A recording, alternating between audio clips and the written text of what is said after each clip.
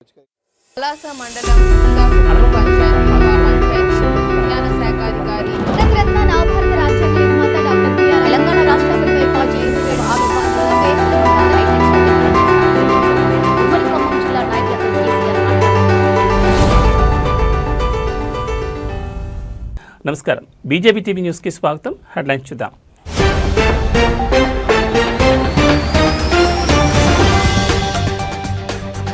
రాష్ట్రంలో ఉప ఎన్నికలు ఖాయం. పార్టీ శ్రేణులకు గులాబీ బాస్ సంచలన పిలుపు.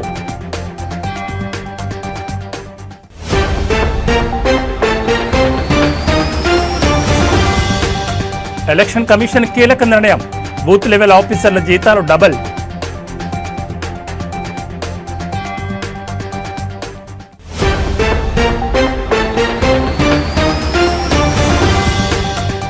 జమ్మూ కశ్మీర్లో ఎన్కౌంటర్. మరో ఉగ్రవాది హతం.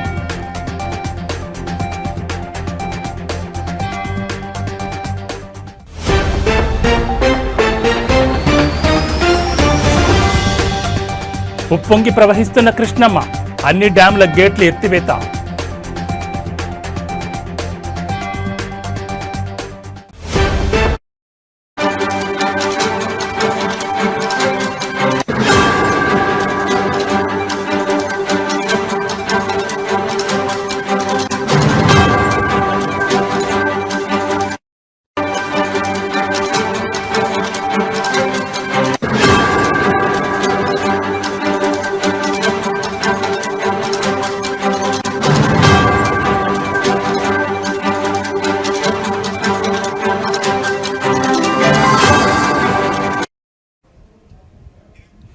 బులెటిన్లో బ్రేకింగ్ న్యూస్ చూస్తున్నాం. బీఆర్ఎస్ నుంచి గెలిచి పార్టీ ఫిరాయించిన ఎమ్మెల్యేల అనర్హత వేటు పిటిషన్లపై దేశ అత్యున్నత న్యాయస్థానం సుప్రీంకోర్టు తీర్పు వెలువరించిన విషయం తెలిసిందే.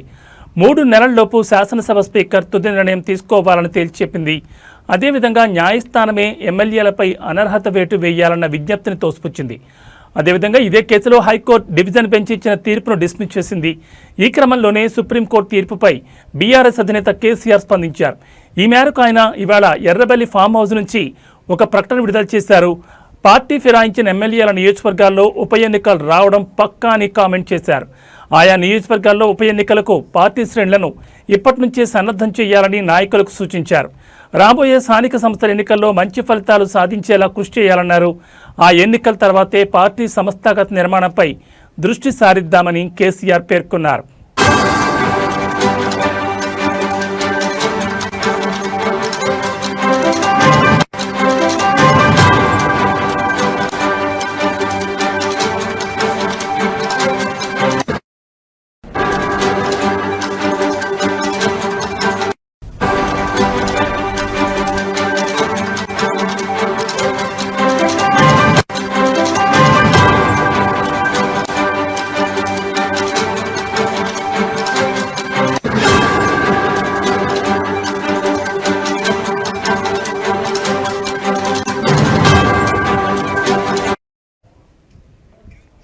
బనకచర్ల ప్రాజెక్టును నిర్మించి తీరతామని ఏపీ సీఎం చంద్రబాబు నాయుడు, మంత్రి నారా లోకేష్ స్టేట్మెంట్లు ఇస్తున్నా సీఎం రేవంత్ ప్రభుత్వం మౌనంగా ఉండడాన్ని ఊరూరా ప్రజల్లోకి తీసుకెళ్లి ఎండగట్టాలని కేసీఆర్ అంటున్నారు. ఇప్పుడున్న పరిస్థితుల్లో బీఆర్ఎస్ పార్టీకి లోక్సభలో డజన్ మంది ఎంపీలుంటే బనకచర్ల అంశంపై గట్టిగా కొట్లాడేవారని పేర్కొన్నారు. రాష్ట్రానికి చెందిన కాంగ్రెస్, బీజేపీ ఎంపీల చేతగానితనంతో తెలంగాణకు అన్యాయం జరుగుతోందని ఫైర్ అయ్యారు.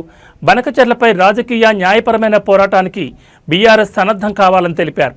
సుప్రీంకోర్టును ఆశ్రయించడంతో పాటు బహిరంగ సభ నిర్వహించేందుకు ప్లాన్ చేస్తున్నామని పేర్కొన్నారు. బీసీ రిజర్వేషన్ల అంశంపై కేంద్ర, రాష్ట్ర ప్రభుత్వాలపై ఒత్తిడి పెంచేలా పార్టీ కేడర్ను సన్నద్ధం చేయాలన్నారు. ఈ నెల 8న కరీంనగర్ సభ తర్వాత రాష్ట్రపతిని పార్టీ ప్రతినిధి బృందం కలిసి బీసీ రిజర్వేషన్ల అమలుకు విజ్ఞప్తి చేయబోతోందని పార్టీ శ్రేణులకు కేసీఆర్ తెలిపారు.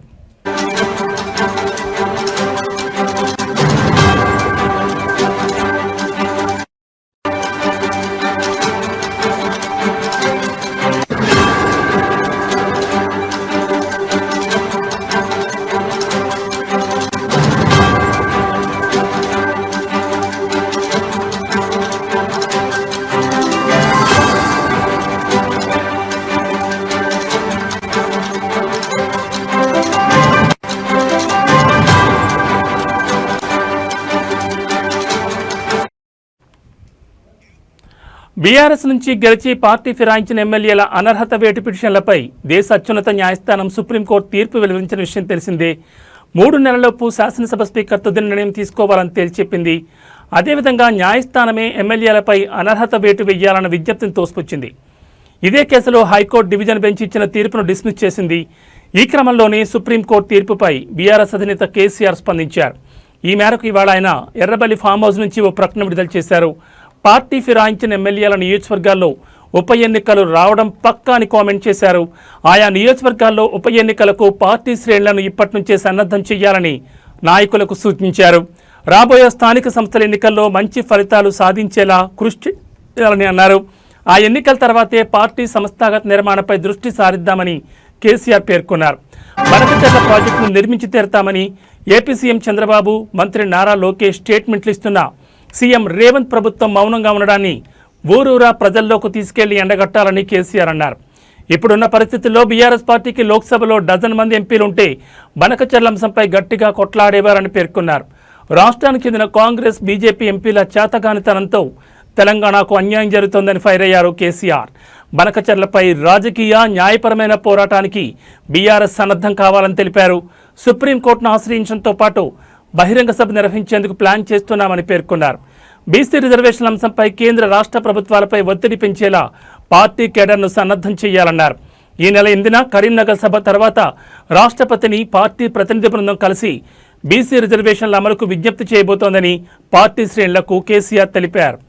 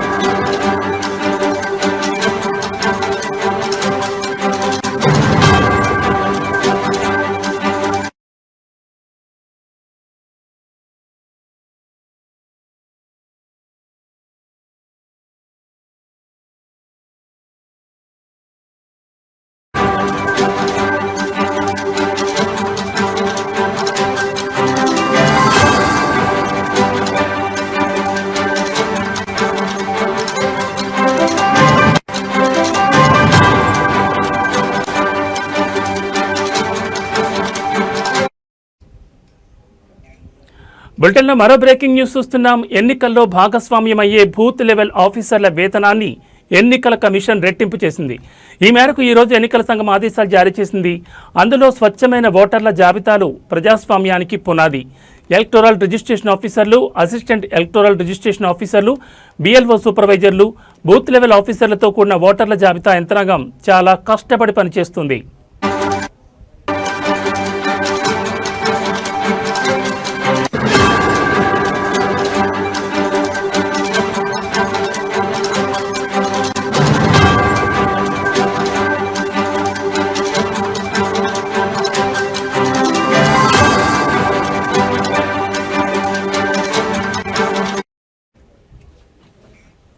నిష్పాక్షికమైన, పారదర్శకమైన ఓటర్ల జాబితాల తయారీలో కీలక పాత్ర పోషిస్తోంది.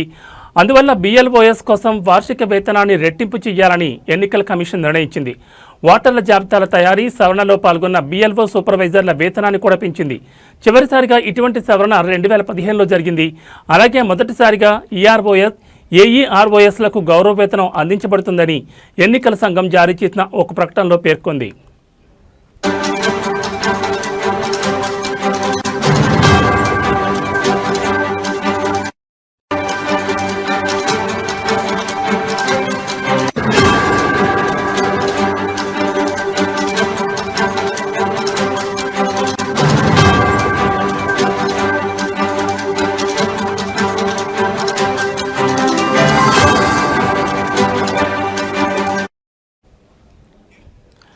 బ్రేకింగ్ న్యూస్ చూస్తున్నాం. ఎన్నికల్లో భాగస్వామ్యమయ్యే బూత్ లెవెల్ ఆఫీసర్ల వేతనాన్ని ఎన్నికల కమిషన్ రెట్టింపు చేసింది.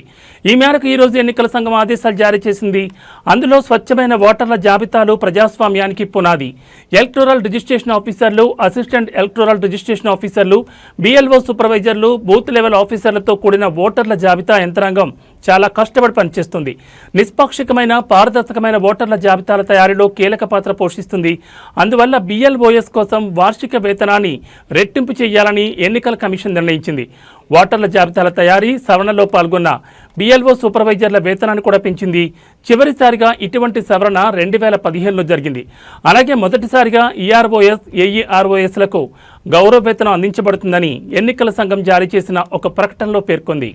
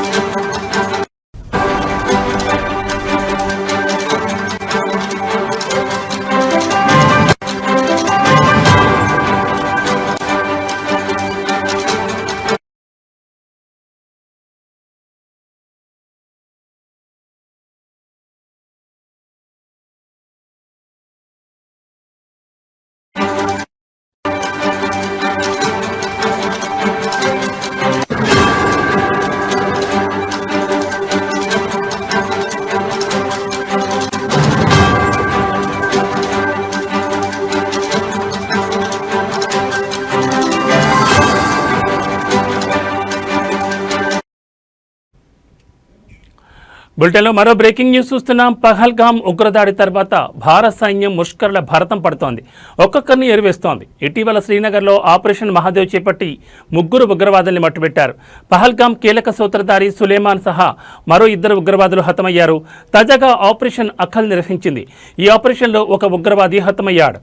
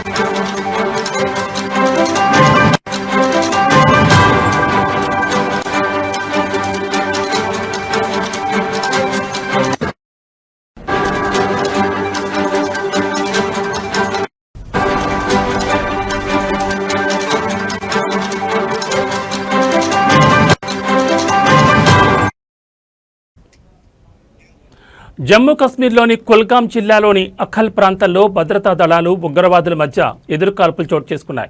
ఈ ఎన్కౌంటర్లో ఒక ఉగ్రవాది హతమైనట్లు భారత సైన్యానికి చెందిన చినార్ కాప్స్ తెలిపింది. ఆర్మీ, జమ్మూ కాశ్మీర్ పోలీసుల special operations group, central reserve police force సంయుక్తంగా ఈ ఆపరేషన్ చేపట్టినట్లు వెల్లడించింది. ప్రస్తుతం ఆపరేషన్ కొనసాగుతోందని పేర్కొంది.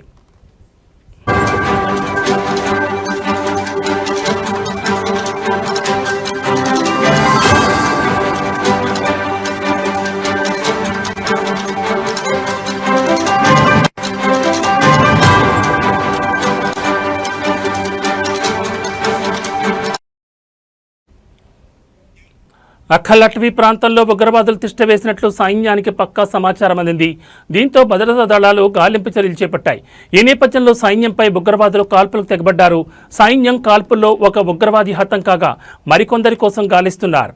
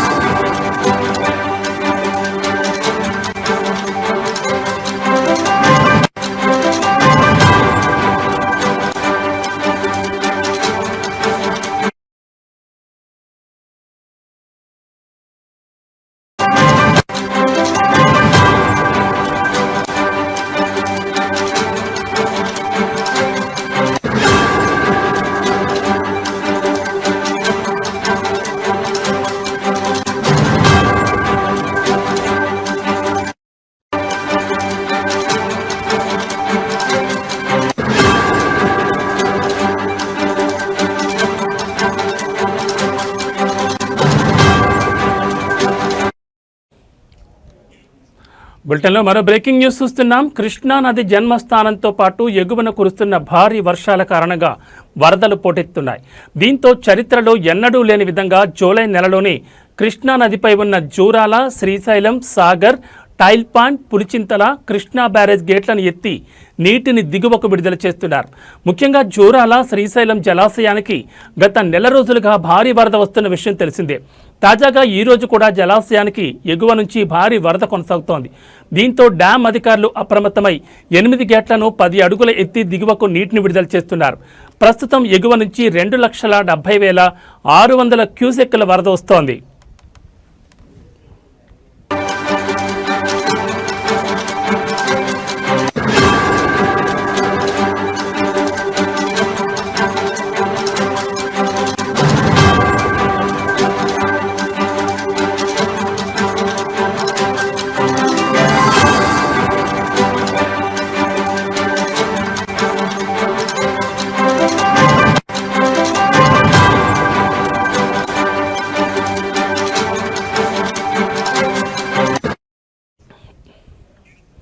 ఎనిమిది గేట్లు కుడి, ఎడమ విద్యుత్ కేంద్రాల ద్వారా 2,76,461 క్యూసెక్కుల నీటిని దిగువకు విడుదల చేస్తున్నారు. దీంతో దిగువన ఉన్న నాగార్జున సాగర్కు వరద కొనసాగుతోంది. ఇంట్లో 2,38,629 క్యూసెక్కులు వరద నీరు వస్తుండగా 24 క్రస్ట్ గేట్లు 5 ఫీట్ల మేర, 2 క్రస్ట్ గేట్లు 10 ఫీట్ల పైకి ఎత్తి దిగువకు 2,56,417 క్యూసెక్కుల నీటిని విడుదల చేస్తున్నారు. అలాగే సాగర్ దిగువన ఉన్న టైల్పాండ్, పులిచింత ప్రాజెక్టులు ఎగువ నుంచి భారీ వరద వస్తుండటంతో గేట్లను ఎత్తిపెట్టిన అధికారులు వచ్చిన నీటిని వచ్చినట్లే దిగువకు విడుదల చేస్తున్నారు. దీంతో విజయవాడలోని కృష్ణా బ్యారేజ్కి వరద పెరగడంతో అప్రమత్తమైన అధికారులు సగానికి పైగా గేట్లను ఎత్తిపెట్టారు. దీంతో పైనుంచి వచ్చిన వరద వచ్చినట్లే సముద్రంలోకి వెళుతోంది.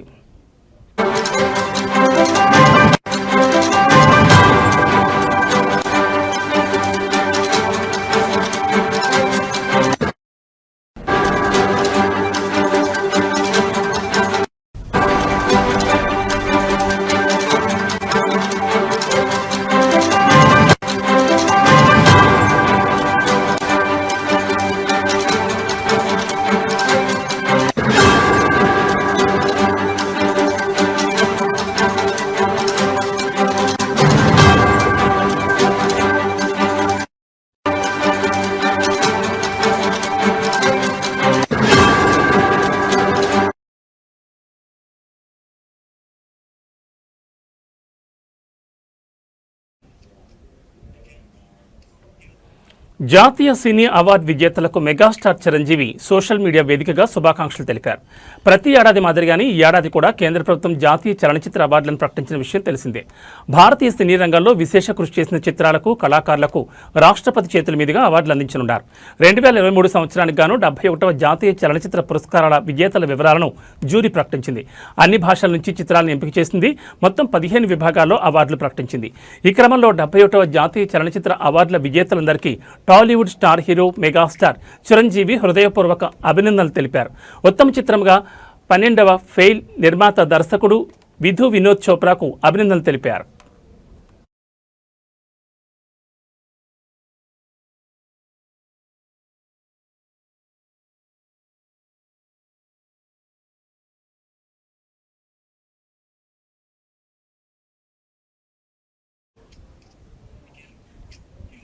ఏవీ బులెటిన్ అప్డేట్స్, మరిన్ని అప్డేట్స్తో మళ్ళీ కలుద్దాం. నమస్తే.